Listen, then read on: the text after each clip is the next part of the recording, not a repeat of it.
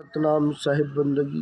कबीर ज्ञान के दीप जले इस चैनल में आप सबका तहे दिल से स्वागत है। भाइयों, मित्रों, दोस्तों, अगर अच्छा लगे तो शेयर सब्सक्राइब करो दोस्तों। ज़्यादा से ज़्यादा लोगों तक पहुंचाओ ये ज्ञान। अगर जीव जागने लगेंगे तभी पाखंड खत्म होगा भाई। कबीर मन पंछी भया भय से बाहर जाय, जो जैसे संगति करे सो तैसा फल पाय। कबीर दास जी कहते हैं कि मेरा मन एक पक्षी के समान है। जिस प्रकार के वृक्ष पर बैठेगा वैसे ही फल का स्वादन करेगा। इसलिए हे प्राणी, तू जिस प्रकार की संगत में रहेगा तेरा हृदय उसी प्रकार के कार्य करने की अनुमति देगा। कहता तो बहुता मिले गहता मिला न कोय, सो कहता वह जान दे जो नहीं गहता होय।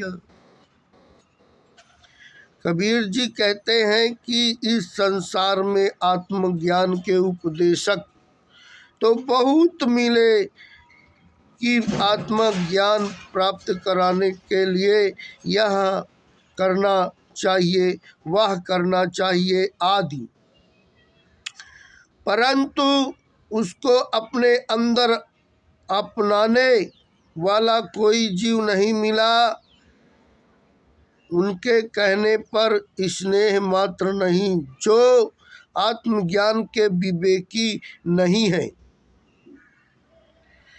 कुटिल वचन सबसे बुरा जाते होत न छार, साधु वचन जल रूप है बरसे अमृत धार। कठोर वचन सबसे बुरी वस्तु है। यह मनुष्य के शरीर को जलाकर राख के समान कर देता है। सज्जनों के वचन जल के समान शीतल होते हैं, जिनको सुनकर अमृत की वर्षा हो जाती है। कहा कियो हम आय कर, कहा करेंगे जाया, इतने भय के ना उतने उत के चले मूल गवाय।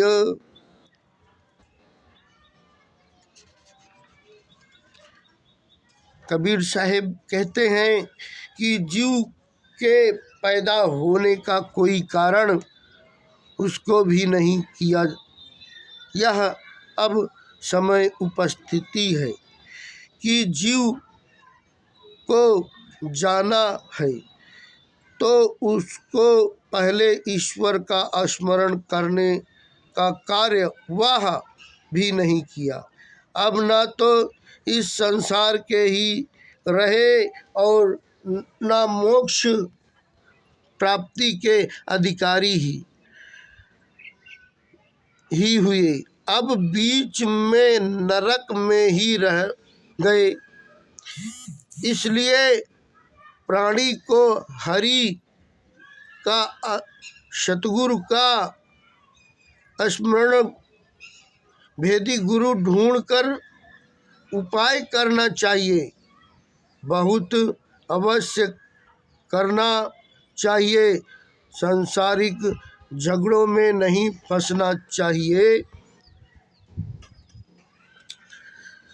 करता था सो क्यों किया, अब कर क्यों पछताया, बोए पेड़ बबूल का आम का से खाय। कार्य को विचार कर करना चाहिए। जिस प्रकार बबूल का पेड़ बोकर आम खाने की इच्छा की जाए वह निष्फल रहेगी।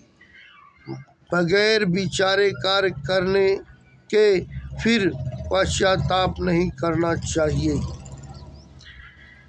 कहे कबीर देह तू जब तक तेरी देह खे हो जाएगी कौन कहेगा देह। कबीर जी कहते हैं कि जब तक तू जीवित है तब तक दान दिए जा, प्राण निकलने पर यह शरीर मिट्टी हो जाएगा तब इसको देह कौन कहेगा।